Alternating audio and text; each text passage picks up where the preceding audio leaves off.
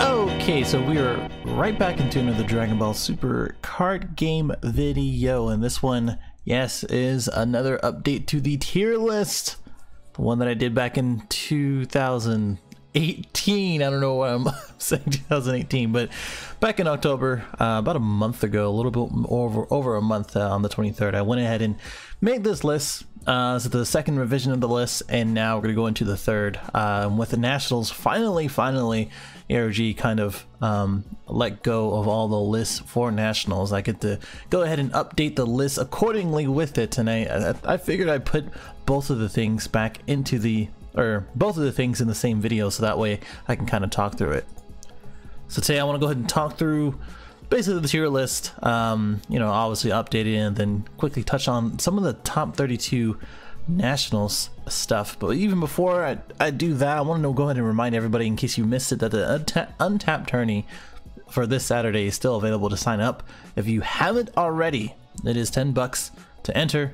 The top 8 get the ARG Christmas mats that I'll put up right here. And now we're gonna go ahead and add a bounty for Yashia, Mr. Joel himself, for $5, and then $25 added additionally to the first place winner with the championship mat. Again, this is on untap.in, the website itself. I know we've been having, or they've been having issues with the website itself, but go ahead and check it out whenever you can. It does start at 3 o'clock Pacific time, and any more details are going to be in the description if you haven't seen it. But if we don't get enough players, we'll most likely go ahead and switch to self-scheduling, as in you schedule the time that you want to play with the person, with that person within the 40-hour time frame. It just takes a little bit longer and is not as seamless as the last one, and we'll most likely switch up the pricing as well. Alright, going over to the top 32 list for Nationals pretty quickly here. So the top. So basically, I'm not going to go through the whole thing, but I do want to go through the leaders itself, and as well as all the top used cards, just to kind of touch on them, and then any of the decks that I think were pretty interesting to see, or at least notable for you to kind of watch out for in the future, and kind of keep in mind for that as well. So obviously, congratulations to Jordan Markle, if I haven't said that already, but he definitely did a good showing with Rudigon Storm. And then of course Miguel did really good. His build was actually slightly different than his, and just to touch on his, so just to touch on both of these guys. So for Jordan, he is infamously known to not have any set 5 cards in this. This is all set 4, and then a few of the Hidden Power E Supreme Kai from the World Tournament. And well, it won Nationals, and it's consistent, and he pretty much beat everybody. So I mean, there's no talking about this. There's no question that, you know, if it's not broke, then don't fix it. It's the same thing. And you know, the Hidden Power E Supreme Kai is a little questionable now after the sort of rule sharking and everything like that for it. But yeah, it's, if you didn't know, you have to choose up to one of your attacking cards to gain double strike.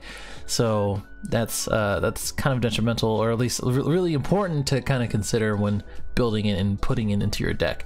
And the sideboard is pretty standard: removal for Sun Goten, Mafluba for Shenron, Kronoa for the yellow leaders, and same thing for Haru, and as well as the droids, and then Massane for the matchup, or the mirror matchup, and then extra Mira to stay consistent for your game winner. And that everything else is pretty much the same. The Bardock Will of Iron, you really don't see that anymore, but it has some merit to get another double striker, and as well as a blocker who is 20k, and if they can't remove it, which a lot of decks don't play too much removal anymore, it's a kind of annoying thing to deal with. And then we have Miguel's over here with the Hidden Power E Supreme Kai as well, and then he runs the Minosha / Rudigon sort of engine, which you'll see a lot in the other Rudigon Storm variants, because it is there for the deck thinning, and as well as dedicated blue energy. So if you have it in your hand, you can either pitch it for Rudigon, you can use it for blue energy, or you can just keep deck thinning with the Hori super combo and as well as his effect over here, because as soon as you take it out of your deck, this one right here, because this one gets this guy out, you have less cards, and that means you're getting to more cards that you need with not only draw power and as well as Goten for the top 3. Of course, he has the dimension magic. He only has one Fu or scientist Fu there, so a little bit of different. And then of course the unbreakables, again you'll see that a little bit in these other Huragan matchups, but I personally don't think you need unbreakable. It is good for defense and as well as draw power and as well as to pitch for Huragan early on, but you know, as you can see, it might hurt for consistency sometimes. The other thing is that he had the championship pack Goku over here, the Power Charge Bardock, the Dark Power Masayan, especially for Shenron and their Child's Wish early on. I can kind of see where this is going. But overall, two kind of different decks in the way they approach to Storm, and both of them did really well. Going back to the list, I do want to also point out that if you didn't know already, this is only 31 lists, and the reason for that is because of young Badman, my main man, one of the main mans in the Discord, and as well as a DBS YouTuber. Go check him out, because he is the only one who topped 32 on day 1 for or with red blue Huragan. His deck profile is up, so if you haven't gone to go see that, I'll put it in the description. He talks all about it. The whole situation is stupid, honestly. The two stupid things that happened is that he got disqualified for quote-unquote mark cards, when really his cards are it was just sleeves, basically. It was just a whole misunderstanding. But him getting disqualified for after going to the event, spending the money, spending the time and everything, and not get prizing out of it, and then all of it. I mean, okay, fine. The charity thing was fine, you know, it's whatever, make it best of the situation. But at the same time, for him not to get any prizing, not to get anything because of that one thing, and to get disqualified instead of getting a game 1 loss, I don't understand. I honestly do not understand why you couldn't just resleeve his deck. But that's neither here nor there. It's in the past. It's done with. It's dealt with. But that's just my opinion. It's just stupid. I wasn't there. There are probably other details that I don't know. But at the same time, just silly. Also, also he took this deck to Atlanta and then topped with it, got his national invite, updated 4 nats, and then did the whole deck profile. I won't spoil it. Just go ahead and take a look at it. Another thing is that in the words of young Badman, whoever stole Eggman's deck, you a bitch, because his deck got stolen. He was playing Hercule Gogeta, and the SCR Gogeta was in that as well, so that's money right there. It was just all bad for the Stage 0 crew. So yeah, moving on though, we have the Jordan Markle deck I had up there. The other one was by Willie. I think he got 5th, I do believe. I didn't see the number there, but this is actually a really cool deck that ramps up into Shenron Gogeta, and as well as Shenron's finisher for triple attack and triple strike, with bringing him down to 3 cards is actually really good. In the matchup against, I do believe, Machado George. I mean, that's the one that I'm going to go over with him in his Android's deck, and I think really this is a pretty well made deck. Has a lot of thought behind it. The 1-ofs are interesting with Bulma against Djemba, and as well as just in general, just to get your guys back in there.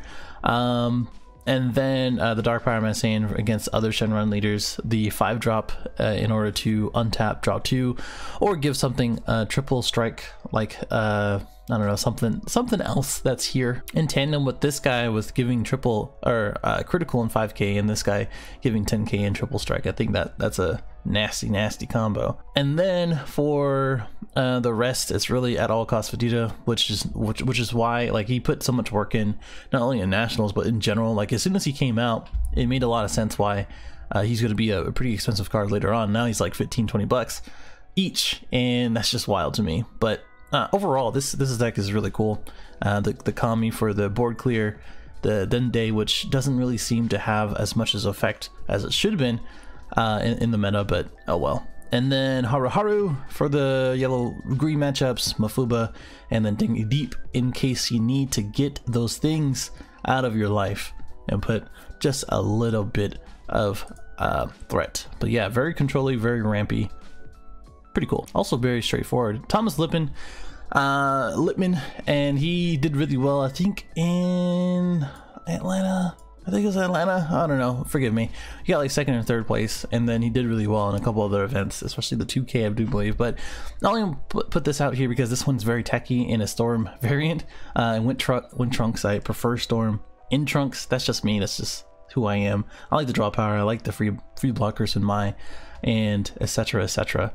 But yeah, 3 Successor Hope, 2 Bad Ring, 2 Flying Nimbus, 2 planets, very techy. And when I say techy, it's because there's 1 and 2 ofs or everything, and because the deck draws so much, it makes sense to have it at these ratios in order for Goten to get it, and as well as Trunks to draw into it. So it makes sense. The Yajirobe, Group Pilaf, and all these other answers are very interesting to see in this deck as well. And then the Reborn Might, I didn't see it being played too much.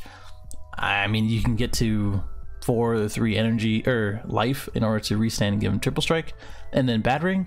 So that makes a lot of sense. And then in tandem with the Mirror, it can make sense. It could make sense. Even then, he's still a 25,000 big boy who can restand. So even without triple strike, you can still restand him if you take life. George, Mr. PPG himself, this is probably one of the best Android decks that I've seen built, in my opinion. Like, I think it's really well made. Only thing I don't agree with is the 1 Super 17. I think you should have 2 for consistency. Yeah, you should only, I mean, you only really need 1, and even if it's in your hand, you can just combo it and then make sure it's in the drop area, so that way you can get it back out. But I mean, I think you should have that too. The 1 of Vial application is kind of one thing that everybody does. I did that even back in LA. Like, that's the thing. I think this is overall really it's a good answer to a lot of things. So like the 3 of 3 over here.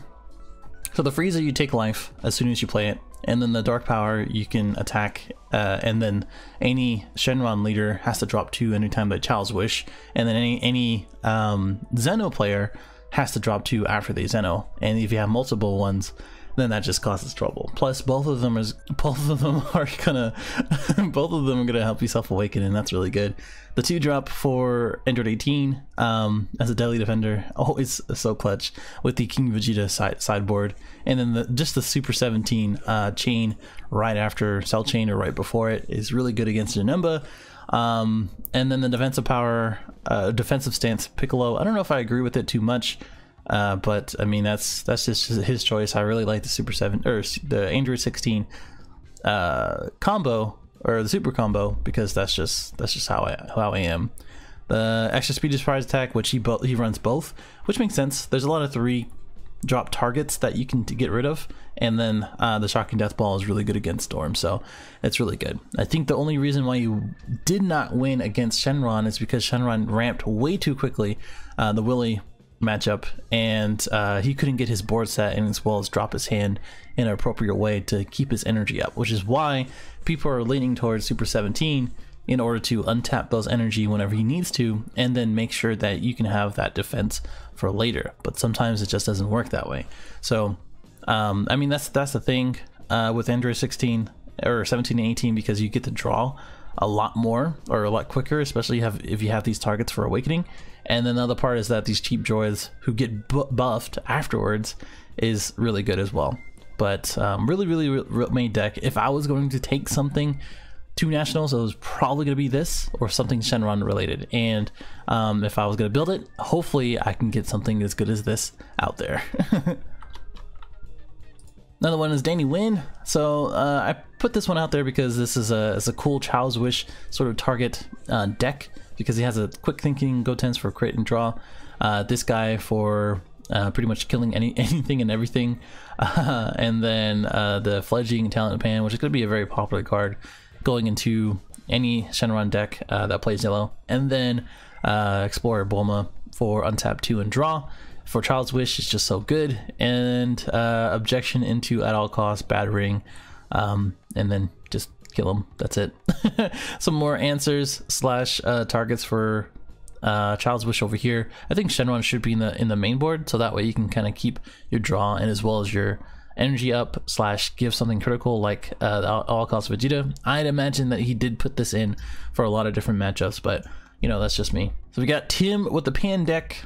This guy's playing the 4 Yamchas. I didn't mention this before, and I think every time I see this man on stream, and pretty much any other top ranking like Pan player, I always see them play a double shot. They always have like 2 or 3 double shots in hand. I don't know how, but they do, and I don't know how that gets to that point. But this, I think, shows that she still has a place in the meta, and as well as against a lot of different decks. And I think there's an argument to be said that she can go against a lot of different Shenron decks as well, because I think that also messes up Shenron. If you haven't tested Pain against another Shenron deck, try it out, because they rely on hand advantage, they rely on board setup, like setting up a board, and as well as having things in their hand when they need to. So if they can control that, and Zeno sort of gives you that RNG sort of thing going on, you know, that's the thing to kind of consider. Everybody's pal Yamcha with the basically 20k in draw critical guy over here, and then searchable super combo with everybody's pal. Bodyguard Legic is already good in Pan, and then for Cell Chain over here, this guy kind of board clears for everything, and for Seeing Hit, still the best red card in the game. I think you should still see it at 3 for Pan. That's just me. And then the 4-3 ratio for Zeno, and then Time Patrol, which is another target for everybody's pal, and as well as for Fearless Pan. So really the game plan here most likely is just so you can get your double shots and protect your life as much as possible. Digging Deep is there for Awakening, and as well as 25k pressure and draw. And then as long as you get these guys on the board, get this man on the board to search out for your super combos, Fearless Pan, Chain Attack, depending on what situation that you're in, and then basically drop down the Fearless Pan, Awaken, and then play, or drop down the Fearless Pan, just defend yourself, and then use Foreseeing Hit. And of course you have After Image Technique, which kind of goes against Time Patrol, but you just got to be careful with these two being in the same deck. So that way you can kind of be tapped out and still use your counters and get rid of a lot of different things. And even if you're not tapped out, it goes well against Storm variants and things that have low power costed cards. Moving on, since I don't want to keep this too long, which is going to be long, I already know. The Shenron Boo. Ever since I posted that Shenron Boo deck, I've been seeing so many of them. I don't really care about credit. It's just so funny to see it. But I'm very, very happy to see more and more variants to see, because I literally said, like, this is not the best version of this deck, and I hope to see more people come out with more versions of the deck and make it better. And I think this is a pretty good version of the deck, with Goten being a Child's Wish target, and as well as Swamp in the package, and then Sorbet to quickly wish and get your Child's Wish or whatever out, and then this guy can put any battle card underneath as long as you pay 1 blue. So these additional battle cards out there is still good, and then Personal Ambition for that extra draw and untap is also good. So I'm very much happy with this build. I like it. 2 battering, it's not that bad. I mean, I played 3 because I just wanted to see it as much as possible. Plus, it's another target for toss for Flying Nimbus, or for battering, or energy. I mean, I wouldn't charge it though. And then we have 2 more Bardocks, just in case. Is most likely the thought process behind this is just so he already knew that he's going to go against a lot of Storm and a lot of variants that make you take life. So having the adoptive father Gohan is probably a better bet than Bardock. But if it wasn't towards that, where you're going against another Shenron that doesn't attack a lot, then the 4 Bardock are going to be a lot better in order to side it in, and I think that's the easy side in. So +1 for Eric there. And then the other thing was that the Crisis Crusher Goku was a good addition. I think even replacing the Personal Ambition and maybe even 1 Dragon Raider, and then that's just me, probably would be a better bet. And then of course an additional power burst just depending on the situation. So really cool deck. I really like it. Just a few more to go. The other one was the Gary and the Gary Yamcha deck. I really liked it. This is the reason why Baba was so expensive at that time for $14. And I was just like, oh, okay, cool. I think she stabilized back down at $5, but still, that's still pretty cool to see. And awesome deck, just awesome deck. The only thing I really don't agree with, because it really has the whole mono red package with the good choices in Pope Topo, who can resend every time he attacks something in active mode. Same thing for him, who can kill everything in active mode. It doesn't matter what. And then Miraculous Comeback Gohan, who can take 2 damage. And then of course Yamcha, who can attack in active mode, no negates, and take 2 damage. So a lot of cool stuff. The only thing I don't really agree with is the Super Saiyan 3 Goku. Even if it's a chain attack target, I don't agree with it.